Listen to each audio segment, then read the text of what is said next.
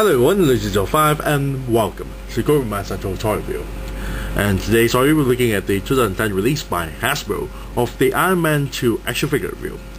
And today's action figure review, we're looking at figure number 34 of the comic series Silver Centurion Iron Man. Now, I got this straight from a local toy shop near my work area for 24 ringgit and 90 cents. And I bought this around in the month of January or February, and I thought the pricing was pretty cheap because a lot of toy department stores and a lot of other toy shops are selling it at retail pricing of 39 ringgit and 90 cents. So 24 ringgit and 90 cents was a pretty good deal at that time. To my surprise, 4 or 5 months later, that was a few weeks ago, today's date, a department store called Parkson, in their toy section area, they are selling the Iron Man 2 figures that no one wanted, especially on the Silver Centurion figures, for 15 ringgit each. So I was pretty bummed out to find out that they dropped the price even more further, and I really wish I waited until now to get this. But well, what's done is already done anyway. And another funny thing about the Iron Man 2 figures for the 3¼ inch line is that a lot of the Silver Centurion figures, the paint job is really inconsistent, a lot of quality control issues. The eyes are not painted well, it's always out of alignment, so that's the mouth hole there.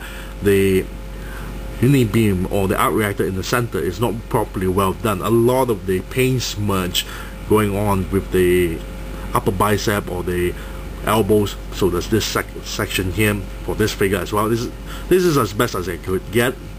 The rest of the majority of the Silver Centurion figures I saw in the store or in the shops, they have really poor quality control paint jobs, really poor.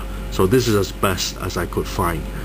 Now let's take a look at the front part packaging itself. Especially on the top section, you got a nice little artwork of the Iron Man Mark 6 armor. You can see the triangular uni beam there, or the arc reactor, and he's holding his arm upwards to charge his repulsor blast.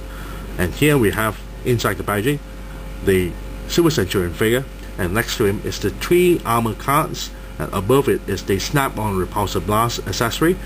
Behind the figure, hiding behind the figure, is the base stand, as you can see there.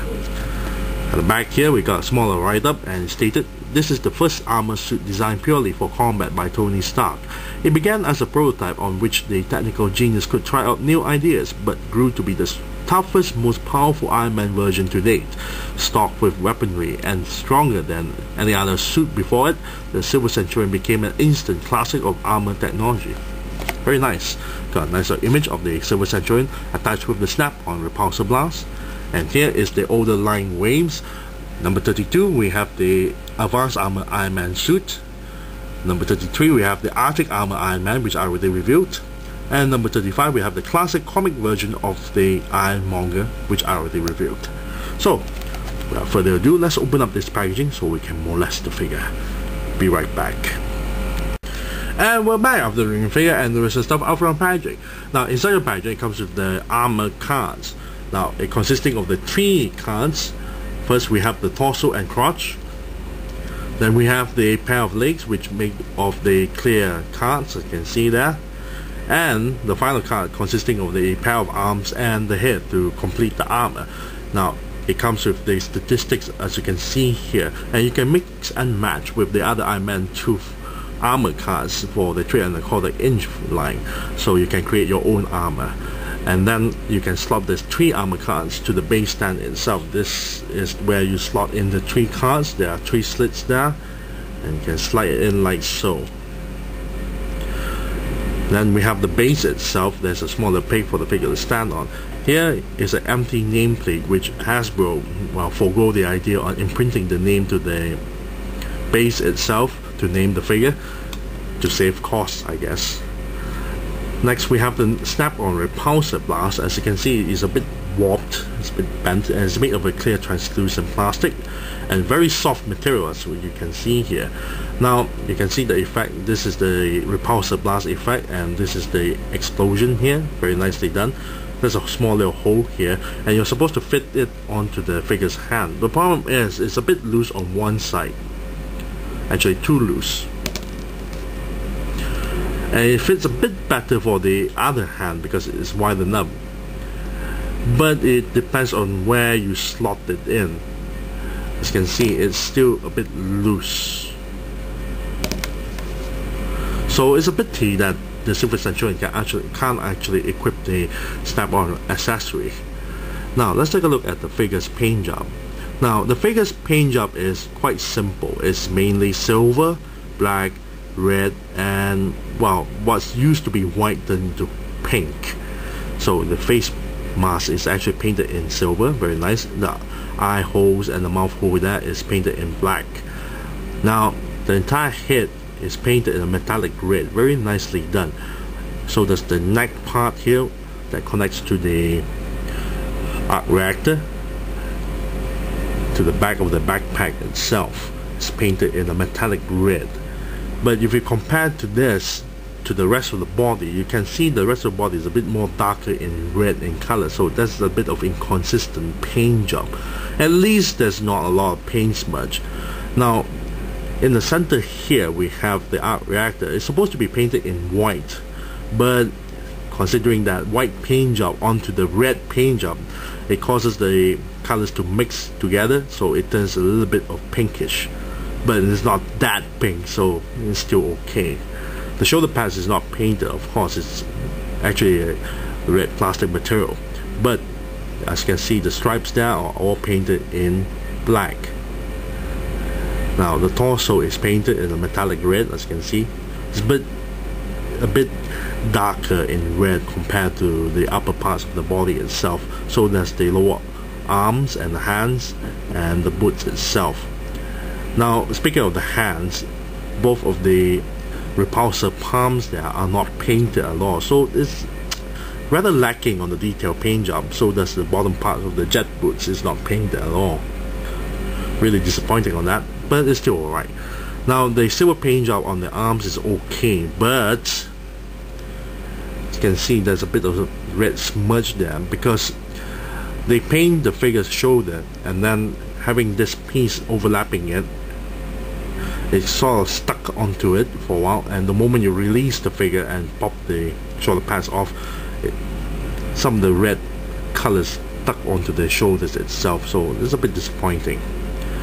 Now the ties here is painted in silver, or at least one side of the tie is painted silver, the other side is just grey plastic material, so they actually missed out the entire tie paint job, which is kind of disappointing. But overall the paint job is much more better, well at least I filtered around 20 over Silver Centurion, so this paint job is a bit more better compared to the others that has inconsistent paint job with the unaligned eye holes and the mouth and a lot of paint smudge, especially on the arc reactor there, and a lot of paint smudge onto the silver paint job. This one is a bit more better compared to the others. Now let's take a look at the figure's mold.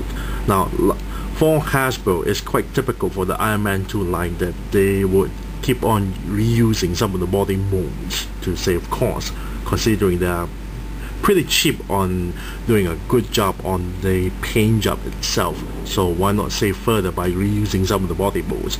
But for the Silver Centurion, the only thing that's new is the shoulder pads, the chest piece that connects from the arc reactor from the front and the backpack, and the head sculpt is totally new. But for the rest of the body itself, it shared the same body mold as the Iron Man Mark 8 armor, as you can see here. Basically the same thing, except for the torso part here, because they modified the torso part, so it's all cleared off just to add in this piece here. Now let's take a look at the new parts. The head sculpt is very nicely done. It's very comic accurate. However, they do put in a bit of eyebrow for the figure's face. As you can see above the eye slit, there's a bit of eyebrow there. I'm not too sure why they do that. The side of the mold is also quite nicely done, but not a lot of details being put onto it. Then you have the shoulder piece here that connects to the front part of the arc reactor, very nicely done, and also connect to the back portion of the backpack. There's also a couple of tubings that's supposed to connect at the back piece of the neck, but it didn't connect to. As you can see now, there's a bit of gap there. Now at the end of the backpack, you can see the thrusters, very nicely done.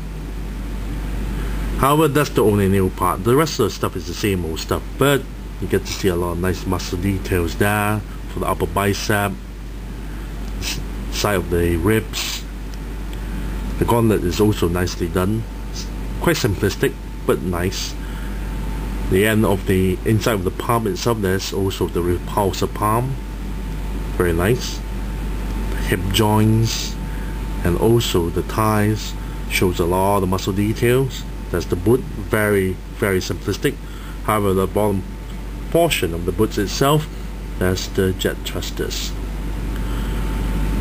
Now let's take a look at the figure's articulation. The head can pivot downwards, up, go side to side, and then 360 degrees. The neck joint is very flexible here. Torso, however, cannot go forward but can pivot back a little bit, side to side a little bit, and then 360 degrees. Now the shoulder pads is actually articulated, but it's quite limited. It can only go up to this point, not a lot. And the shoulder joints is being hindered by the shoulder pads, so it can still turn 360 degrees, but you have to spread the arms a little bit out just for you to turn it 360 degrees. And you can lift the arm all the way up this far. You got the elbow joint that bend this far and turn 360 degrees, bend back a little bit. Wrist joint here, turn 360 degrees. Then we have the hip joints that's on a ball joint, and the pegs are aligned this way, straight on. So you have to twist the ball joint to move one side, so the legs will move forward or to the sides like so. And also a swivel tie that turns 360 degrees. Double jointed knee that bend this far. And ankle joint that pivots downward, up a little bit, and turn 360 degrees. Now overall the figure is actually not bad, despite that majority of parts are being reused for the Iron Man Mark 8 armor. But I really like the Silver Centurion. It's one of the few armors that I really like during the Armor War era for the Marvel Comics. So I have I would say I would place some sentimental value for the Silver Centurion armor itself. It's really nicely done. Simplistic, simple paint job, but that's what it is. What do you expect from a armor based on the, I would say, mid 80s, late 80s, around that era? So if I'm gonna give a rating on this, yes, there are some paint chips going on. Yes, the entire figure itself is nothing too original, with the body parts, of course. The only thing that's really nice is the new head sculpt and the chest piece and the back piece here.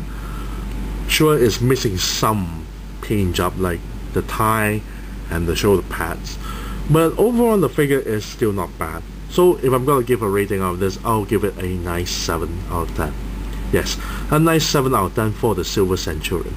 And I thank you all for watching. This is Lucy05 and I'm signing off.